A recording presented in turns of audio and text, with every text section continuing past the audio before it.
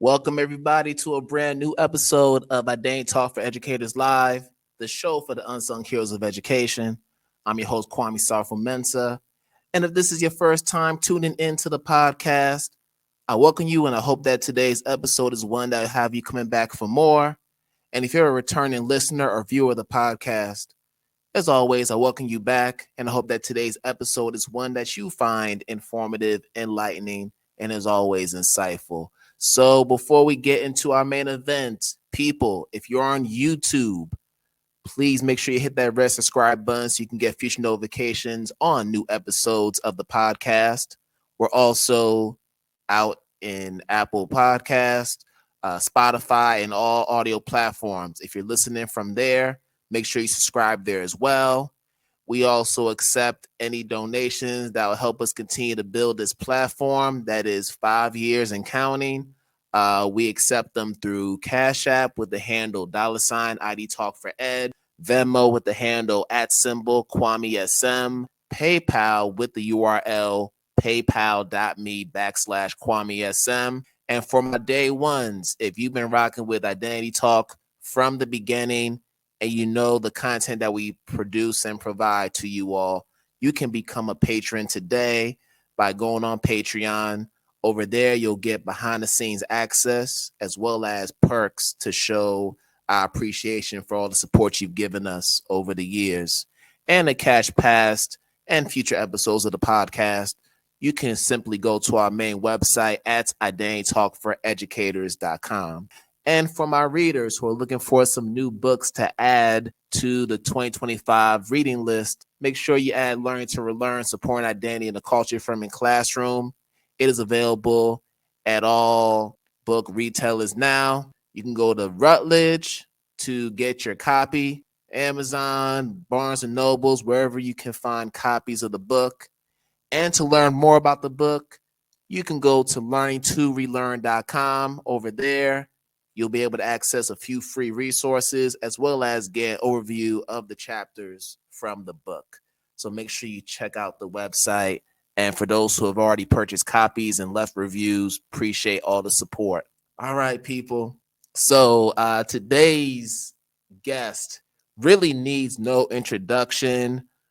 She is somebody who has been really a part of my development as an educator since I've been in the game. And I can remember being in the different schools I've worked in, and we are reading her books during our PLC. So to be able to go from that to being on the same stage as her just this past year at the Ghana ASCD International Educator Summit, it's like a surreal moment for me because, you know, you never expect to be on that same stage as folks whose books are on your shelf in your library.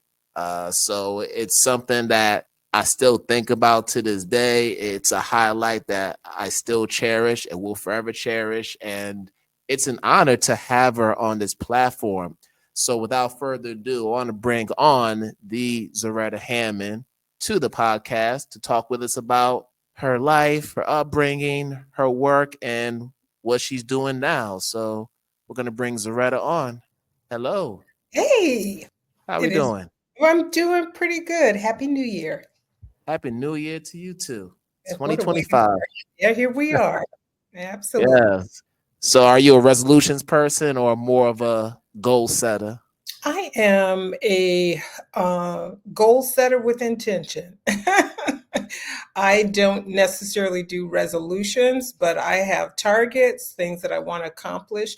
And, you know, the mission is always at the center of that, which is to uplift disenfranchised, historically marginalized students and educators so that we can thrive, right? Liberatory education has always been my mission. So a lot of those, you know, goals and resolutions and intentions really center on kind of preparing myself to do the work, right? And so mind, body, spirit, making sure all those are aligned in service to the mission. Sure, for sure. And here on this podcast, we always like to start from the beginning.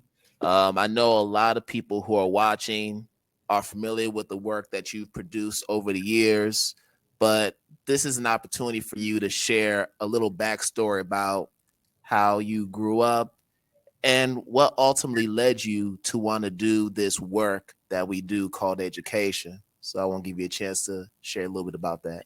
Yeah, I wrote a little bit about this in Culturally Responsive Teaching in the Brain. I grew up in San Francisco, born and raised. My grandparents came to San Francisco from the Deep South, Louisiana, middle of the state. And they were just looking for something better, in terms of being able to make a living, not have to be harassed by racism and all of the others. They came out in 1940, that last year of the Black migration. And my grandfather was a longshoreman, big man, strong. And so he used that, semi-skilled labor he had to make a good living. My grandmother was a domestic, as they called it back in the day, which was she cleaned white people's homes in the, affluent part of San Francisco, Nob Hill. And as she got older, because I was the oldest granddaughter, I was her assistant, so to speak. And so I think that experience, coupled with the fact that my mother, who was a teen parent, she had 3 children by the time she was 22, and we lived in the projects, right? In San Francisco, in Hunters Point, there were the pink projects, and there you would find Black and Samoan folk and Tongan, and now there's an increasingly Latino presence, but it's where, marginalized people, poor folk, particularly of color, were able to get residence in the projects. And she had a plan, hatched a plan to lie about our address, because my grandparents were able, because of, their profession, semi-skilled labor, able to buy a house in a predominantly white and Asian community. So the school was a good school. So my mother lied and put us on the bus to get to the school. And, after a while, those people were they knew what the scoop was. My older brother, my younger sister, and myself, they knew, y'all don't live around here.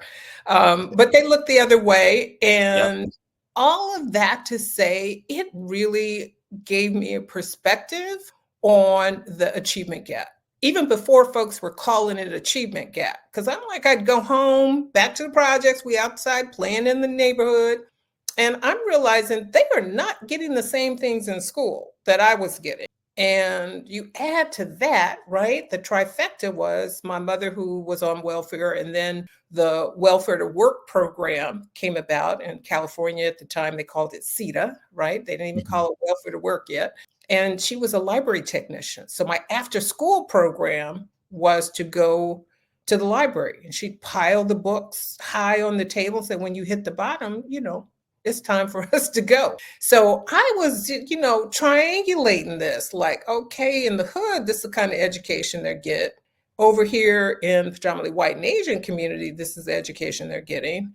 And look at all this knowledge over here that nobody's talking about or referencing us to, or even to say, go get that free library card. It's so funny because I have a son and a daughter. They're both young adults. But one of the first things they do, and we always chuckle together when they move to a new place, is I go get a library card. I'm like, yes. And we flash it like, look, I got my library card. How's your local library? Because, that's where the knowledge is. But that's right. All of that to say, it shaped me by saying there's a gap. There's a gap in kind of this knowledge that's liberatory that I got. But it shouldn't be that parents have to lie about their address. It shouldn't have to be that level of subterfuge. And I will tell you, it wasn't the most welcoming, right? I know you do a lot of work around identity affirmation, and that it really opened my eyes too around the subtleties of white supremacy and settler culture, that even allies who think they're woke, because again, this is Northern California, like the bastion of liberalism, and you still get microaggressions, you still get othered, you still get hostile environment in which, your amygdala is triggered, right? There's still racial bullying. So for all of the talk, this is just something hardwired into our into our world. And I saw that as a child. Had no intention of being an educator, but I loved learning. I loved reading. And after a while, I was just so freaking appalled by the fact that children weren't getting that after being a policy analyst at the Education Commission of the States, I did policy work for a while. I was a writer for their communications newsletter. And then I'm like, you know what? I'm going to go get my teaching credential. And we're about to change this because the policies ain't changing nothing, And so there it began. Wow. And then thinking about your upbringing and seeing your parents work to ensure that you had a quality of life that was high, but also you were safe, right? I'm wondering, as you're looking at the disparities and you're seeing the inequities between the different schools and just within the schools you were in, I'm wondering how that factored into your ability to view yourself, because I know with a lot of Black children going through the K-12 system, especially when you are gifted or you're in classes where you're being challenged academically, you may see some of your other Black colleagues or Black classmates not having the same opportunities. So I'm wondering how that impacted your sense of self at that time, in addition to some of the things you've mentioned about your parents. This is a great question because I do think we underestimate how much students are actually taking in, right? Because identity development is just part of the human experience. We are That's right. constantly taking in that information. Who am I? How am I fitting in to this, experience?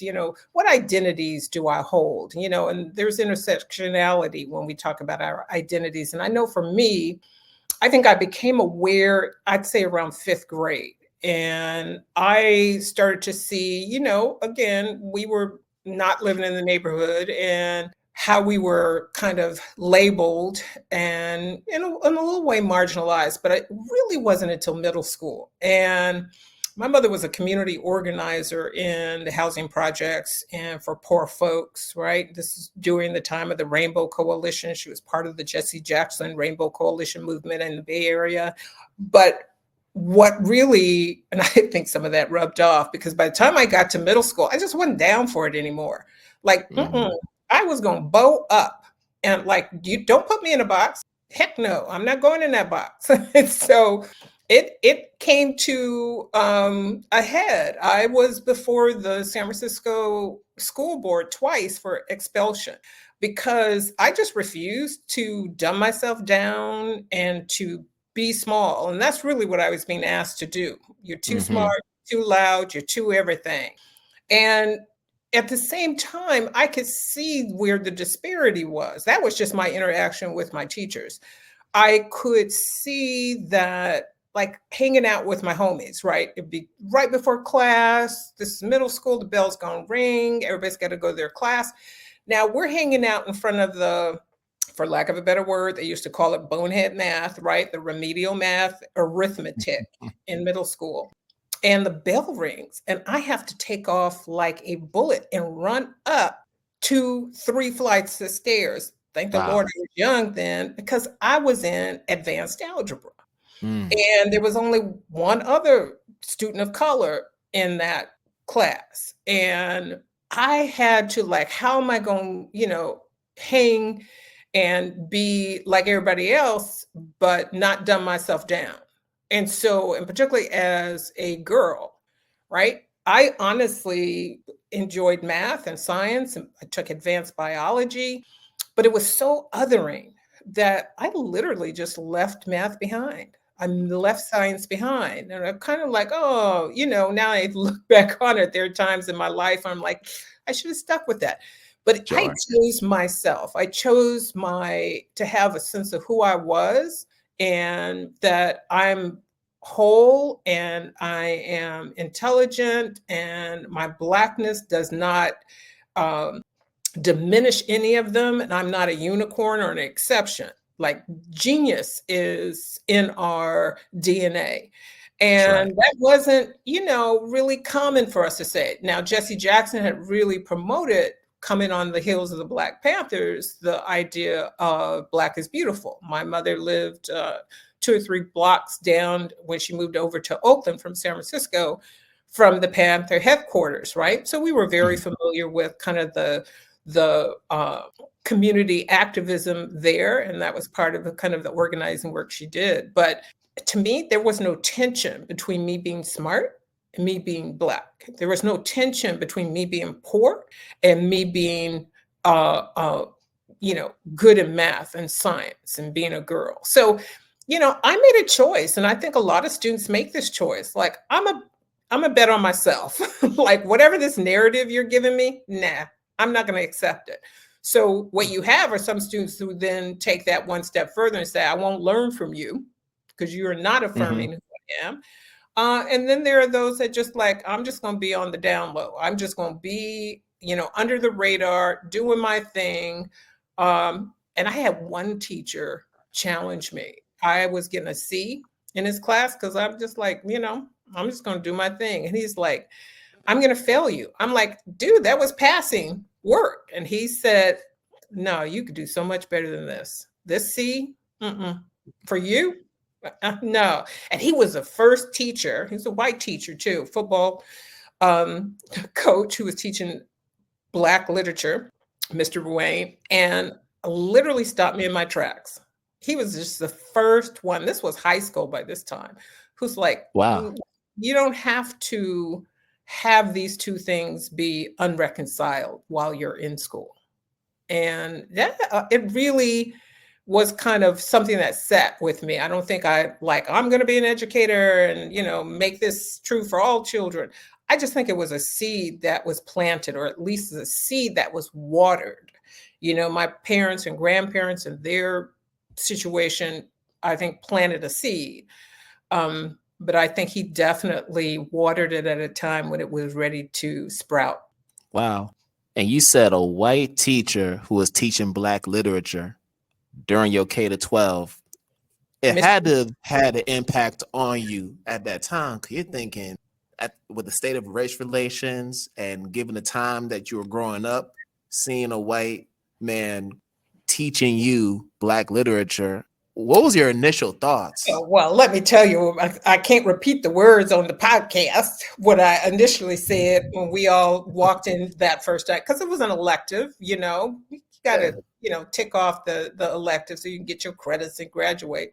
And I saw a lot of my friends were in there. We were kicking in. It's like, oh, this is going to be cool. And then Mr. Wayne walks in, and it was like, what you know about Black literature? What I so appreciated about him, though, was he was so secure in his identity as Mm-hmm. a white person, understood the history where he's located, but was an ally. He didn't sugarcoat things. Wasn't apologetic. Yeah. Wasn't overly, I'm woke and, I'm with you. He just was like, here's a real scoop. And he really, this idea of voice and agency. So he wasn't trying to tell us what Black literature meant. He was giving us a space to discover our own voices, to tell him as young Black people who were, before you couldn't be wearing your hair in a natural state. That you could be wearing an afro. Mm. You were considered, right, unkept. Yeah. So, right, if you didn't have a hot comb or some lie up there, it was not happening. Right. He was embracing the fact that we were throwing some of those identity markers off. So in retrospect, it really was a class about identity. He was Mm. using literature. We were looking at the language. We were looking at the poets, right?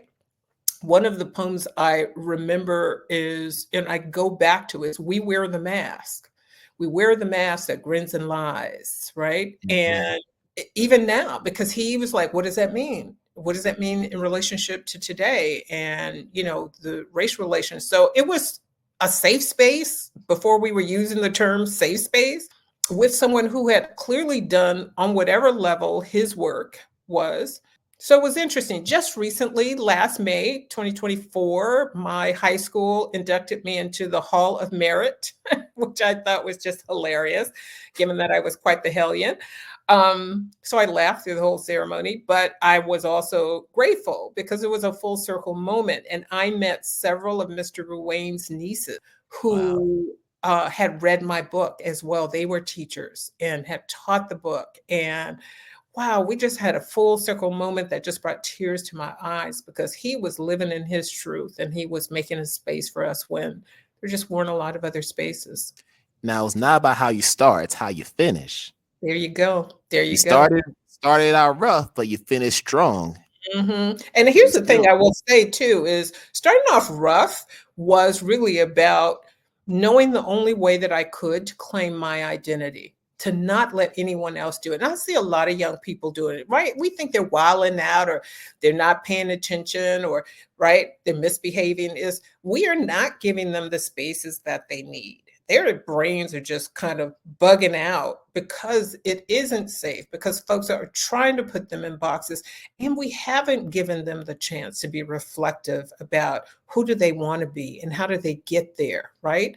So yeah, it is how you finish, but also recognizing and reframing what that start meant. The Identity Talk for Educators Live podcast is just one piece of the work that we do under Identity Talk Consulting, which we've had since 2019. And since then, we've had the privilege of working with 40 different schools, districts, and organizations across the globe.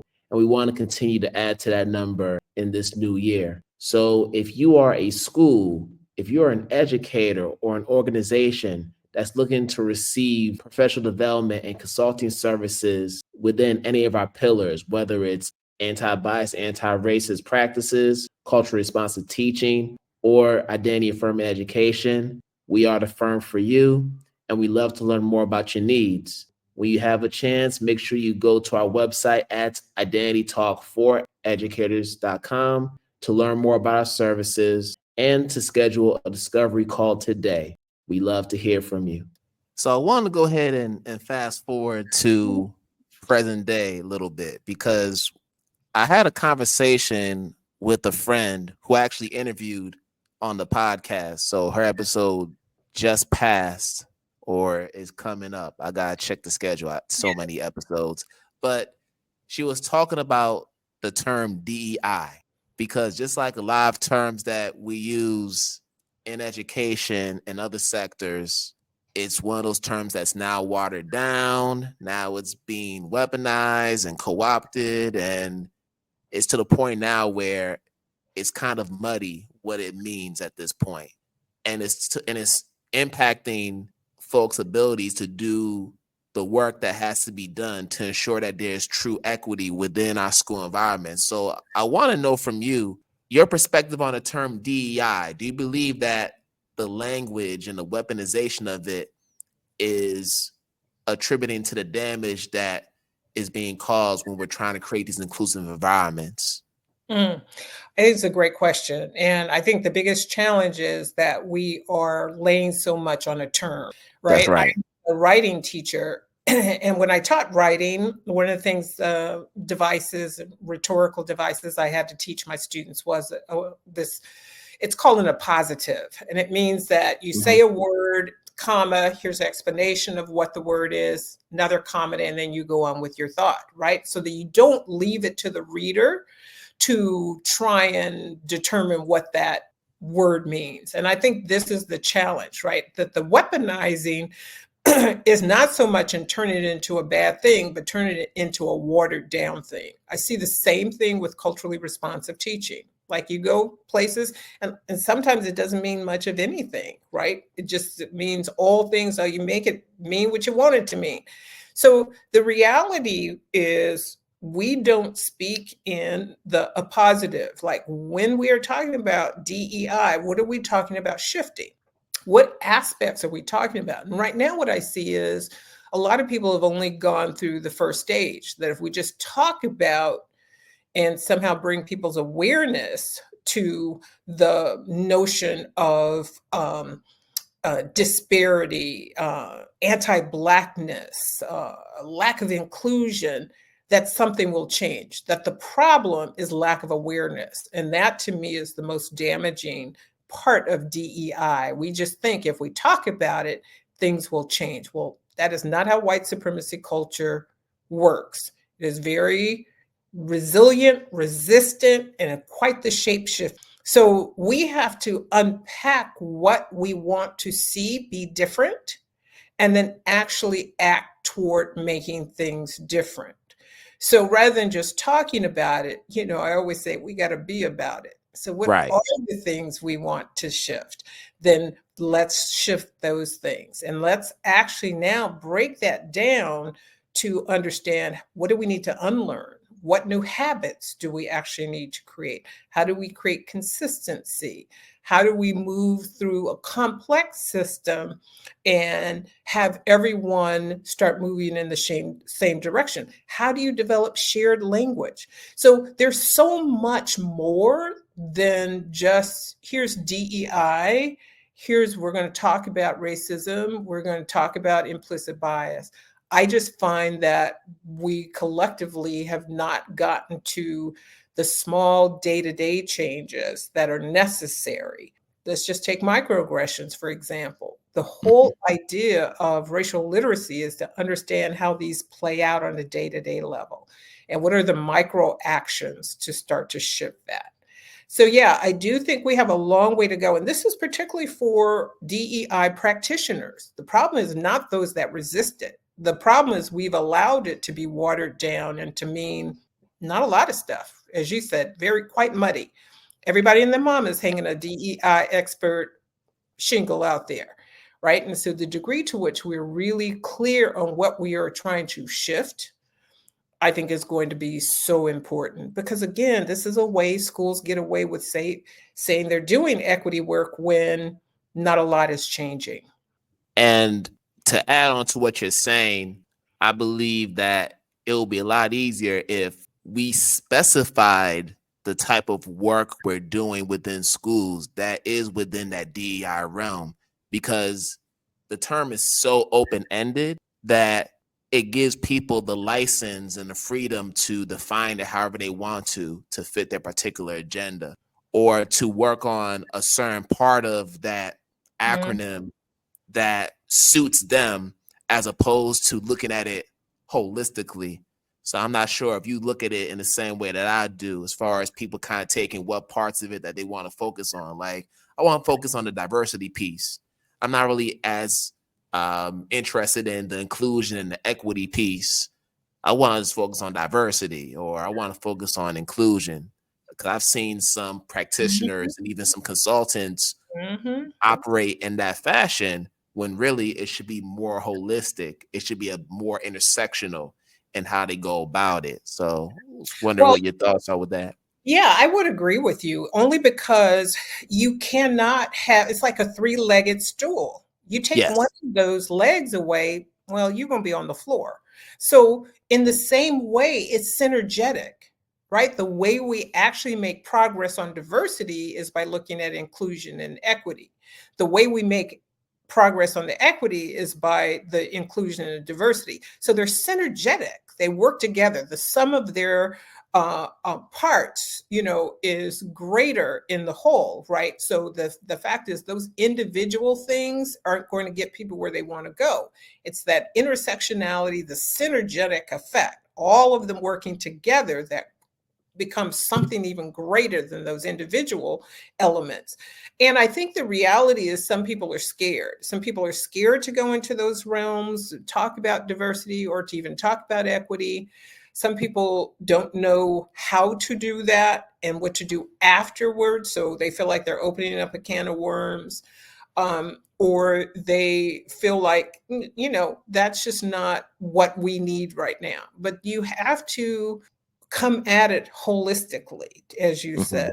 I don't think you can just focus on one piece. You're going to have an incomplete outcome. So you also have to look at, what are the competing commitments that make you not want to focus on the equity or the inclusion?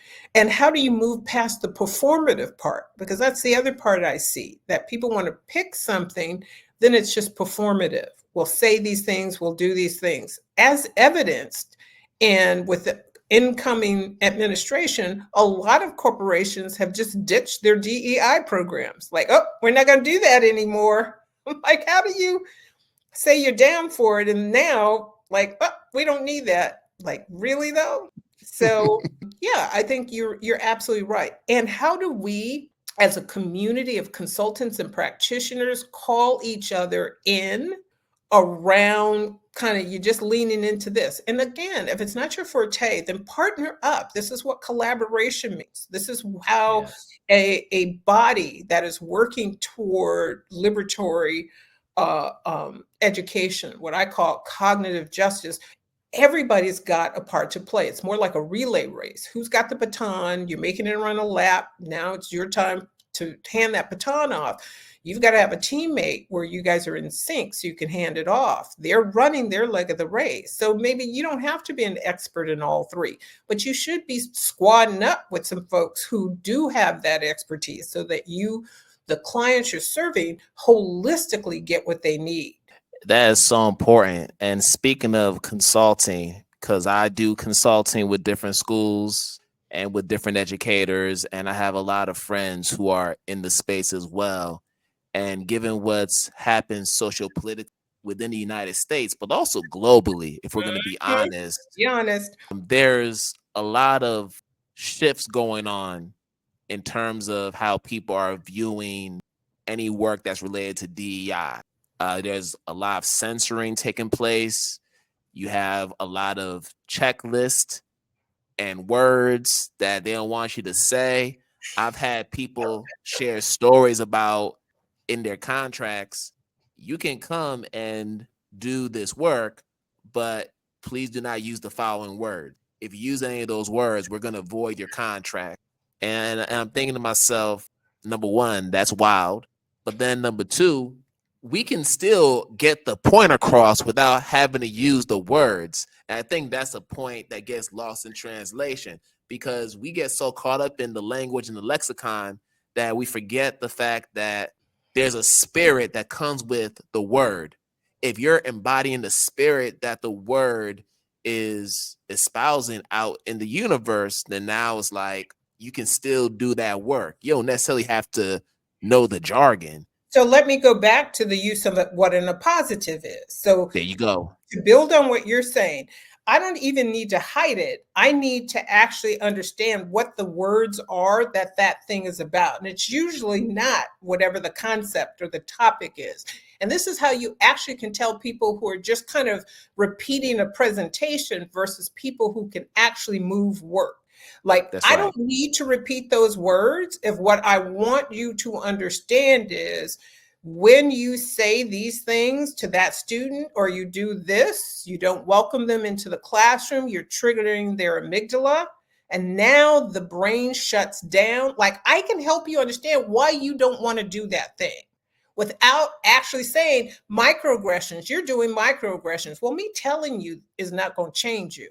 So my goal is to help change that. So to your point, you can talk about it. Jarvis Givens, professor at Harvard, his book, Fugitive Pedagogy, I love that because what he's saying is for a long time, people of color, indigenous folk, all marginalized people, particularly where you have settlers and colonizers, have always found another way to transmit our knowledge, the information, to say what needs to be said. I call it hide the vegetable, right? You know how the little kids don't want to eat that. Like, you know, you're going to puree that sweet potato and put it up in a muffin or, you know, chop that vegetable up. We know the tricks to get them the nutrients into those babies. Well, you know, this is nutrient for educators and leaders and teachers, and we need to get them in there, even if they resist. Sometimes people don't know what's good for them. And this is why I actually started using the cognitive and the social neuroscience, because there was resistance, like, oh, you know, I don't want to talk about this, make me uncomfortable. Well, when I flipped the script and did the reframing, then they wanted to know, oh, what's the, okay, now I can bring something in. But if you have a contract that says you cannot say those words and you don't know any other words to say, that's because you really haven't done the in-depth study of that topic to help people really understand from a systems thinking standpoint. what that is, right? System thinking starts with what are the mental models? Then it says, what are the structures that reinforce or carry out those mental models? What are the patterns behavior that then lead to the event? Folks who are only going, I call it DEI performative, can only talk about the events. They can only use the words. So this is an opportunity for those of us who are practitioners, who know out of our own sense of mission that we do need to get these conversations going in schools and things change, that we are going to have to learn those other levels and to talk about them in terms of the research, in terms of the day-to-day actions that people would be doing that don't involve racialized language. But that's work, right? Information is not transformation. And if that's too much, then you need to roll up your consultant carpet and go do something else. Yes. And speaking of conversations, there's one book that is still starting conversations even in 2025. And this is a book that I came across when I was a 7th or 8th grade middle school math teacher in Boston. And it was a book that we were reading during our PLCs. And it's called Culture Responsive Teaching in the Brain, as you mentioned. And the 10th anniversary of the book just passed. So you have to think a whole decade has passed since that book was published. And in 2025, people are still quoting from your book. People are still purchasing the book. For anyone who has ever written a book and published, that type of lifeline, that doesn't happen every day for every author. To have a book, a work that's so seminal and so impactful that it still stands the test of time. So we definitely need to give your flowers on that, because I think it's more relevant now than it was in 2014 when it was published. So give me your thoughts about culture-bound teaching in the brain. Did you foresee the book having an impact and the legacy that it has today? This is a great question. It's a little book that could, and I love that little book because I tell you, I had no intention of writing a book. That's why I don't have 9 other books, although I will have, I've got 3 more book contracts coming out. So there will be more books. But that first one was really about how I had been coaching teachers and coaches and leaders to change. I've been doing some work inside the National Equity Project. We were called BASES then. I was part of an Annenberg Challenge where I was the director of the school university partnership and also the director of their equity initiative, 2 separate things that I was leading. And it put me in close proximity with school teams that were trying to do particular types of work. And I continue to see where they were getting stuck. And rather than just here's more PD, it's like, how do you get things to change in the instructional core? And I had a group of teachers that actually rolled up on me and said, you need to write this down. And honestly, I ignored them. Probably the next 2 years, I had another group of teachers, much more aggressive in a good way, that says, nah, you need to write this down. And I said, we've got work to do. And so I wrote it down. I'm like, okay, I'm going to go ahead and write it down. Then we're going to get back to what we're doing. And that's what happened. And again, it's because what I have been cooking up to move school teams is really the thing that is necessary. And, it stands today. I'm working on the 2nd edition. And, some things will change. I want to upgrade some things.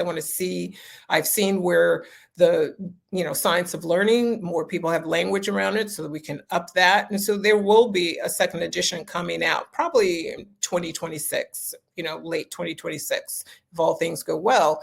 But it really is a testament to the idea that we need to talk about culturally responsive teaching in its components, because that's back to the point that I made. It's not enough to keep using the term. Well, what do I do on a day-to-day basis? How am I making this change? And how do we understand only the learner learn?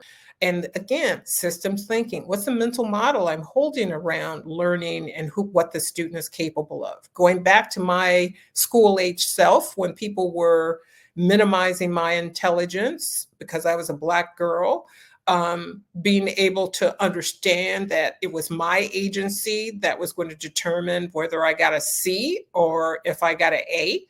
And I needed coaching by my teachers. Those teachers that coached me, I clearly learned more from those teachers that were just spouting some information and giving a test. So I wanted to take all of that, what I'd learned from teachers, watching them sitting in their classrooms when they allow me to. I always try to get close to a classroom.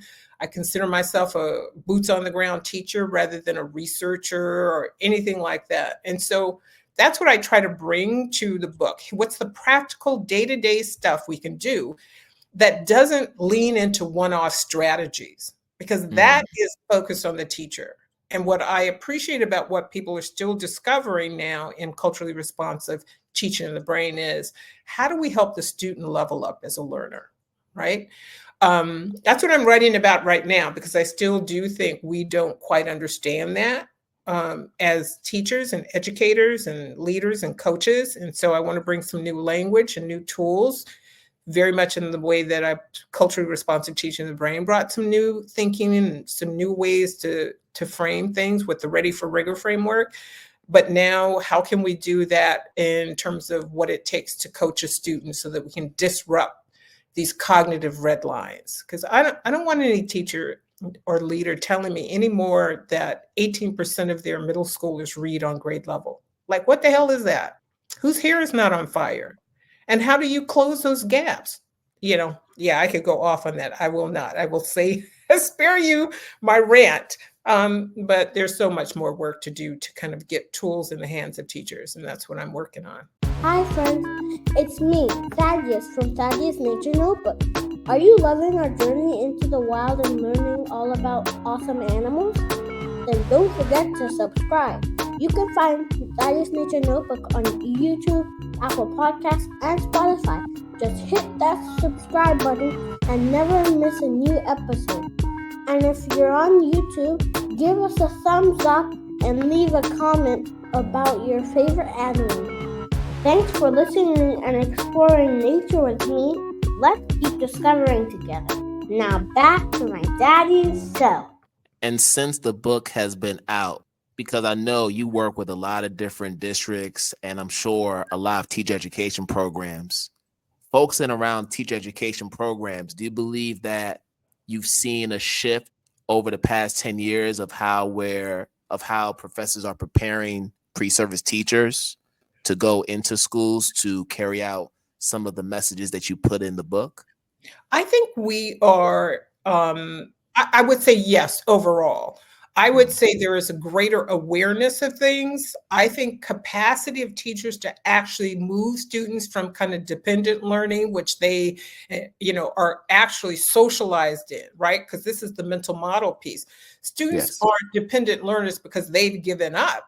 They're dependent learners because white supremacy culture, through its education arm, actually leads with a pedagogy of compliance. So all you have to do is look internationally. I queued up to do a podcast in Australia because they have the same issues. Settlers, colonizers have come in, they marginalize, use education to marginalize and create cognitive red lines. And then now, decades later, centuries later, in some places, you need all brains to be, active. So now you don't know how to do that because all you've done is taught through a pedagogy of compliance. So that is everywhere, right? England, one of the new publishers that I'll be working with, they're in England. Why? Because the UK has the same problem.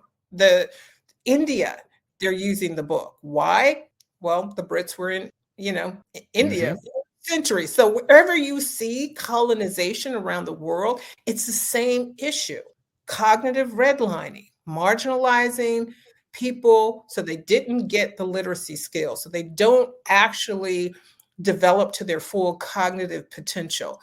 The idea isn't students are dependent learners because they don't care, right? That's kind of the misnomer of culturally responsive teaching. We're trying to motivate kids. It's like, no, you need to reverse kind of the compliance mode you've kind of put them in so that at a certain point, you don't have to do it anymore, because they don't have the cognitive horsepower because you've underdeveloped that. And then You've done that. So whatever achievement gaps leaders and coaches and teachers are wringing their hands about, they need to understand the system actually creates that, and that it's not the children's fault. And so I'm excited about bringing more tools and opportunities to folks to actually do that.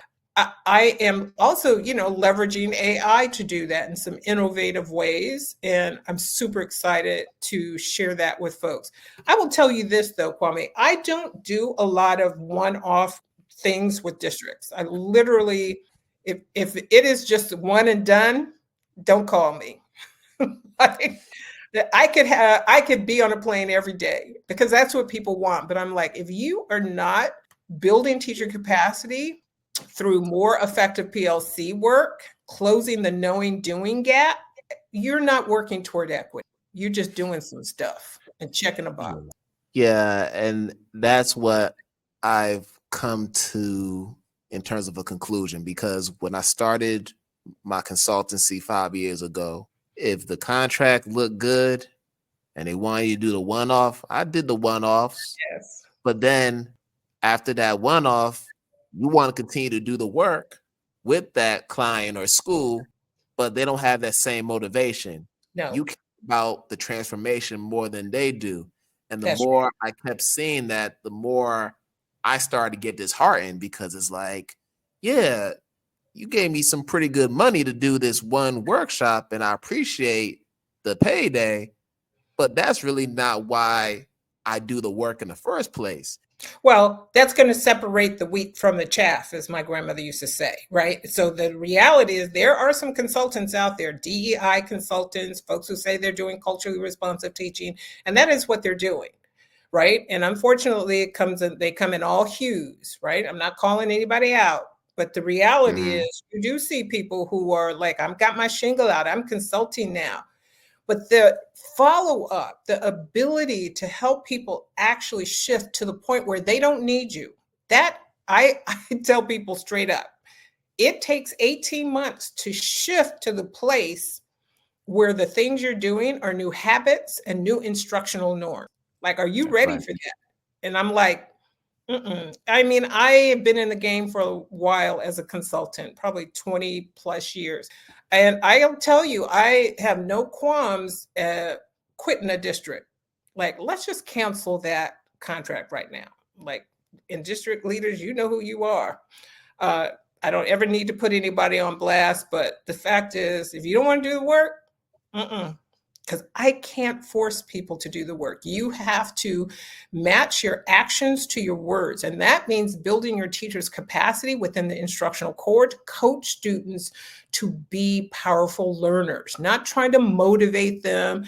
So this is why I think the work that you do is so important, because if they don't understand how to get that brain calm and ready, but they also need to understand there's now more work on the other side of that. And it's a spiral. You're always going to have to come back to working on creating affirming spaces. What do I say and do to build that relationship with students? It's not one and done, and now we're on to the next thing. It's a spiral. I'm going to have to keep coming back to that and up in my game. So this is back to the idea that this is a collective, process, but most districts have a consultant for that and a consultant for this and a consultant for that. And those people are never talking to each other.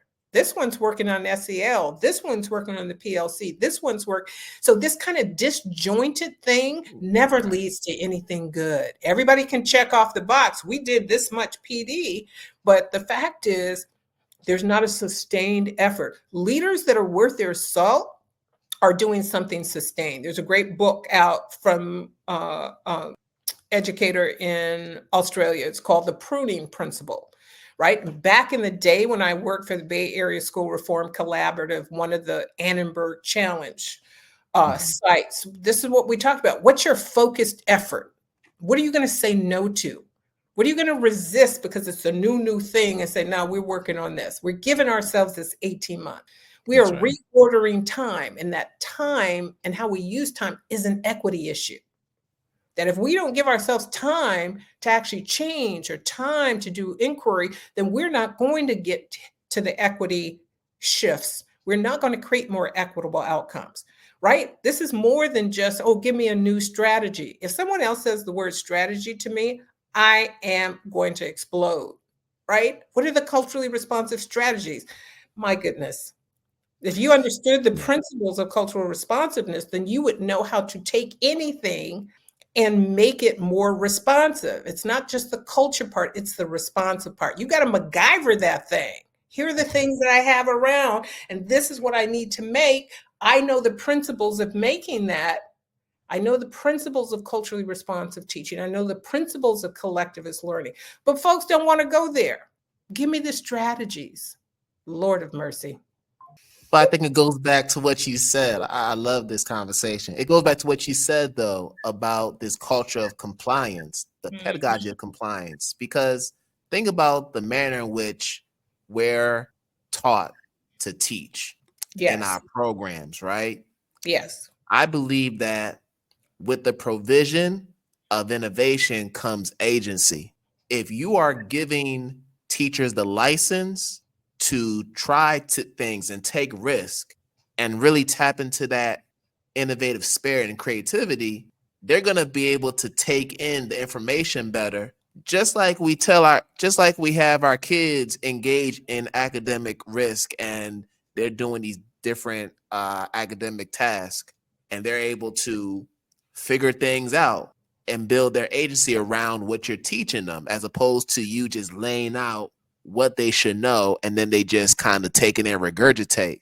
I feel like we have to take that same energy to how we prepare teachers, because if we are getting them in that spirit, they'll be able to transfer that to the students. Because how could I teach someone how to do that if we haven't had that experience ourselves? I'm sorry. Now, what you have, no, I mean, like you said, good conversation, because what you've just described is a high functioning PLC. So there are two ends of it, right? You can't just be out there freestyling. Go try some innovation things, teachers, right? This is what they've done on the backs of Black and brown kids. Like, now you can't just be trying stuff. This ain't no human trial here. Then you can't be prescriptive. That's when you lend yourself to that compliance. Teachers compliant, teach to these standards. I got an email. One of the things that I like to do is folks that have come through my programs, like right now I'm doing a master class that is equitable literacy for teachers and coaches grades 5 to 9. Like, they're not teaching folks how to do that. So I hold some space for us to kind of, okay, here's some things. How are you doing that? Instructional coaches, I do the same series of master classes for them on topics relevant to, supporting teachers.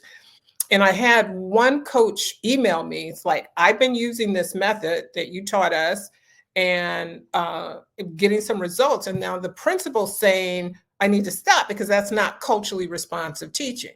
And this is because the coach was helping the teacher actually support productive struggle. But the leader had such a narrow definition of what culturally responsive teaching is that it was just going to be in this kind of pseudo performative DEI space, right?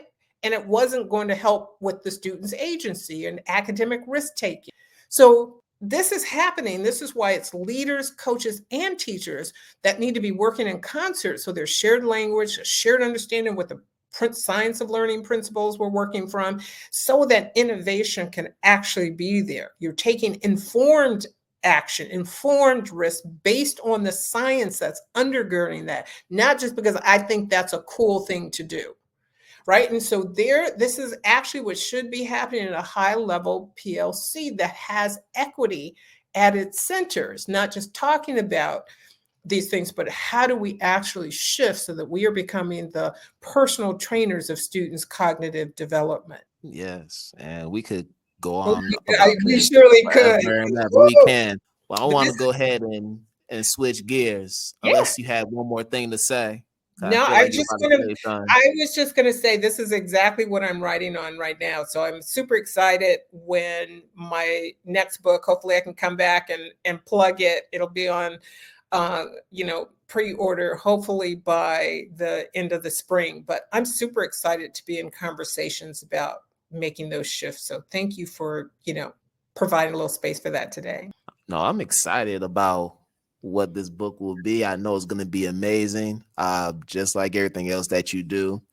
But before you get out of here, we do need to talk about Ghana ASCD, because that's where our paths cross in person. Like, we had conversations online, virtually, social media, but to be in the same physical space, like I've been telling people and some of the past guests, it's one of the highlights of my career, being able to moderate the panel that you were on and be on that same stage, because I feel like your work has had such an influence on my career as a teacher, and now being a consultant and still doing this education work. So to be able to do that was impactful. And it was in Ghana, which is my home country. So it was even more special in my case. Yeah. So there was a personal attachment there for me.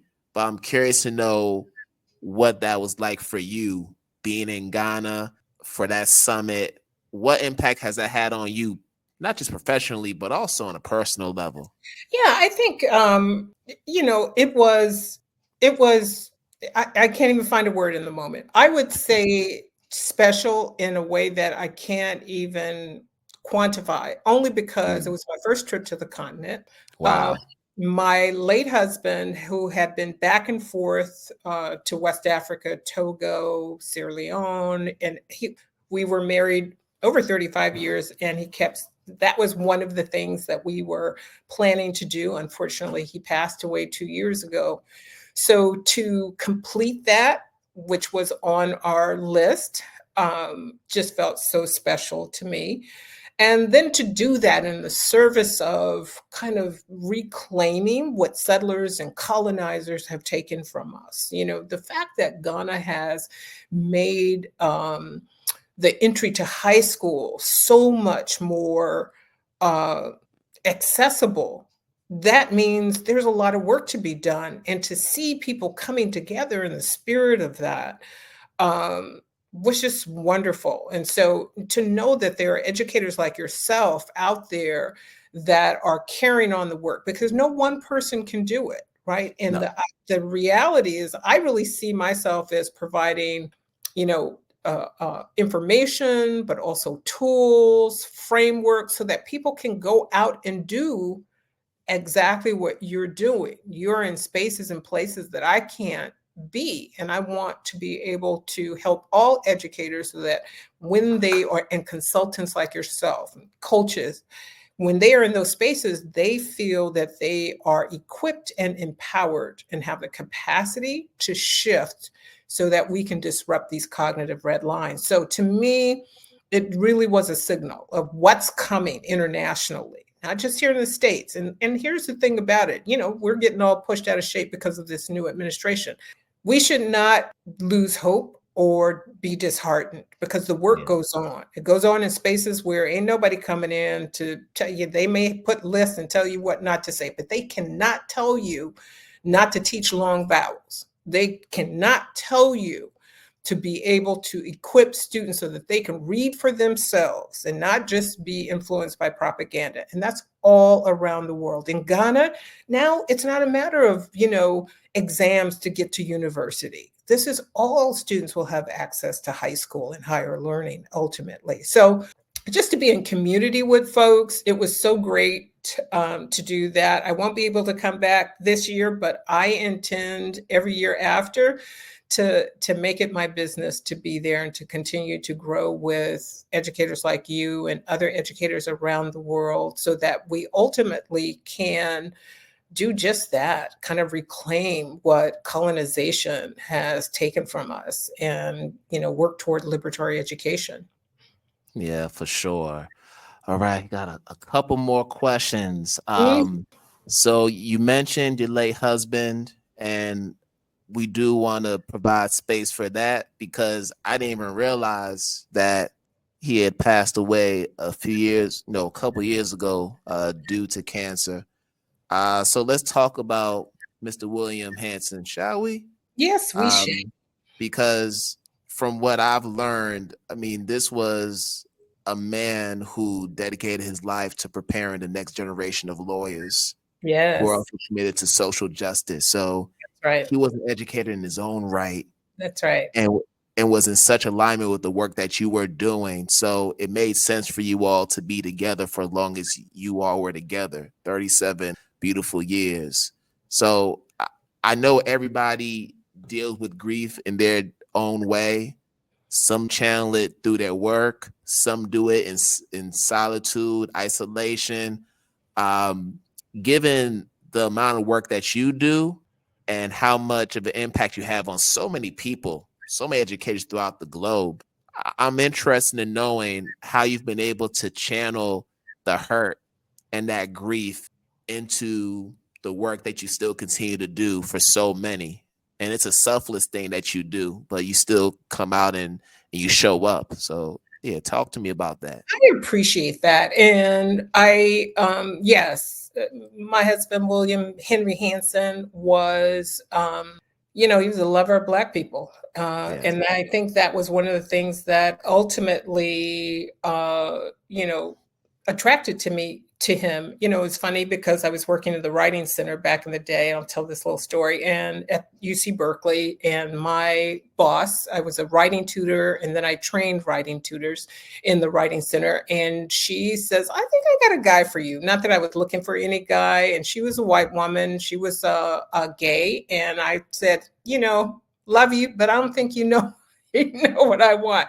She tricked me and brought him in when she knew I was doing some tutoring. And one thing led to another. We kept running into each other. And then I learned kind of his connection to Africa, his critical consciousness.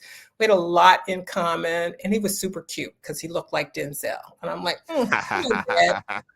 needless to say, one thing to the other. We met in March, and by December, we were married. He was on his way to Columbia Law School, and the rest was history. But we had the opportunity to raise two beautiful children together, raise their consciousness about kind of their mission in the world. But I carry his memory because that was his mission, was to, law and democracy. He started everywhere that he went, particularly once he left practice and moved into the education of future lawyers, was law and democracy.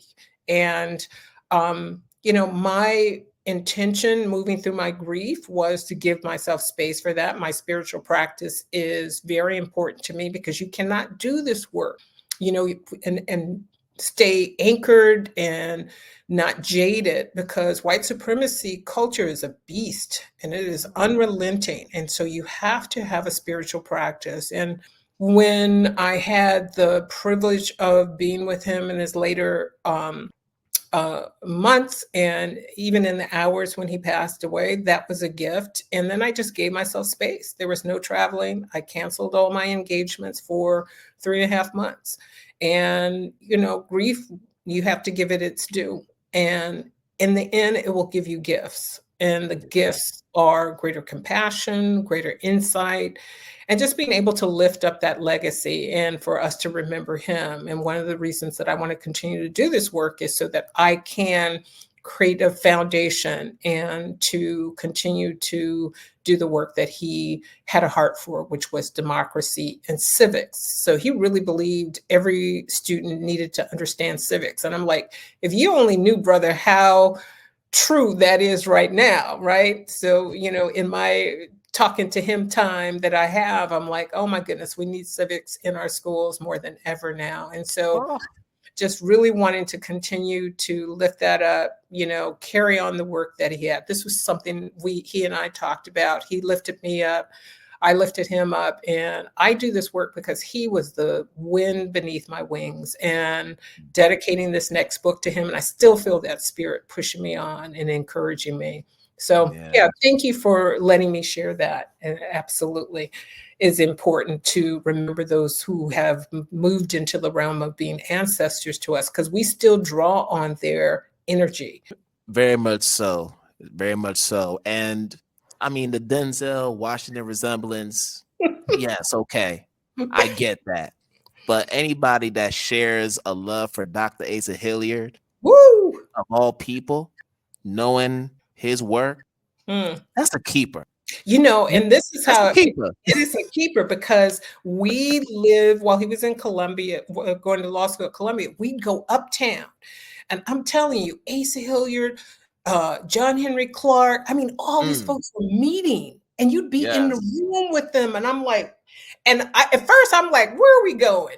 And that he turned me on to like the salons, right? And then I'm, come to understand, oh my goodness, this is a room. So those were the books. And he would give during Kwanzaa, our tradition carries on. We give books, right? These were the books that we gave our children, along with CDs of, music. Like, here's the music you need to, the last poets. You need to listen to these folks. Yeah. Like you said, he was a keeper. Consciousness and cute. Whew, deadly combo. Yes. I love it. Absolutely. Zaretta, thank you so much. This has been an amazing conversation, and I know you have a lot going on, so I appreciate you even more for even creating space and time to have this conversation. Before you go, please let people know, how do you still stay true to the teacher in you? The way I stay true to the teacher in me is I assign myself, meaning I read their new books. Unfortunately, if you saw what my library looked like, it's just ridiculous. I think these books are breeding actually in my library room. And so I think teachers have to assign themselves. And so being able to pick something to read, I don't care how slowly you do it. I don't care if it's an article, because here's the thing about it. They're not going to tell us all the things we need to know. You're not going to get it in the PD. There's no Vulcan mind meld coming. So I stay true to that by reading. I also try to stay true to it by getting as close to classrooms. Now, I'm twice removed, 3 times removed sometimes, but I try to be in conversation and relationship where teachers feel comfortable opening the door and letting me be part of their journey. And that's what I want to be. I want to be part of their squad, their crew. I am here to help them, not by prescription, but by community. There it is, y'all. And finally, how can people connect with you, either on social media, or you could share a website? Yeah, I think the easiest, well, there are 2 ways. My website's getting a facelift because it is woefully out of date, but you can still get information about kind of what I'm offering and sign up to be on my newsletter. I send a newsletter out every other month, thereabouts. So that's the best way to stay in touch with me is to get on the newsletter and to see what offerings I have. I've got a masterclass coming up at the end of January. It goes for 4 sessions, and it's going to be about literacy, which is kind of where I cut my teeth. I was a writing instructor. And then instructional coaching. That will happen in March. So you're going to find out about those on my website and on the newsletter. Social media, LinkedIn, and right now, Twitter. I'm not even going to call it that other thing, and I may not be there long, but it is still a place where if you want to, you can connect with me. But right now, LinkedIn is probably more often. DM me, send a message to me. Here's the dilemma. Here's what I'm working on. And what I usually will do is, record a short video or audio clip and send it back, because we have to be in community with each other. I can't do 100 of them, but for those people that are really wanting to make change, we have to be in community, and I'm down for that. So you'll find me in those 2 spaces, LinkedIn, X, and the newsletter on my website. And y'all, she's Googleable. Just Google her. She not gonna say it, but I'm gonna say it for her. She's Googleable. Listen, I will tell you this, I've never put anything on YouTube, and I don't know where all these videos come from, right? It's like, I need to start my own channel, because y'all putting some bootleg old stuff up there. So that's going to be something for... Listen, you ain't hard to find. Not hard to find at all. For better or for worse. But it just speaks to the impact that you've had on so many educators throughout your career, and still continue to have to this day. So once again, I thank you for everything that you do for educators. And I look forward to have you come back on to talk more about the new book when it's in completion. Absolutely. Well, thank you for a wonderful conversation and for all you do, brother. And I appreciate it. Yes, thank you all. So we're about to wrap up another episode, people, of Identity Talk for Educators Live. And as always, I wish you all a good morning, good afternoon, good night, wherever you are in the world. We're going to do this again another time. Peace out, everybody.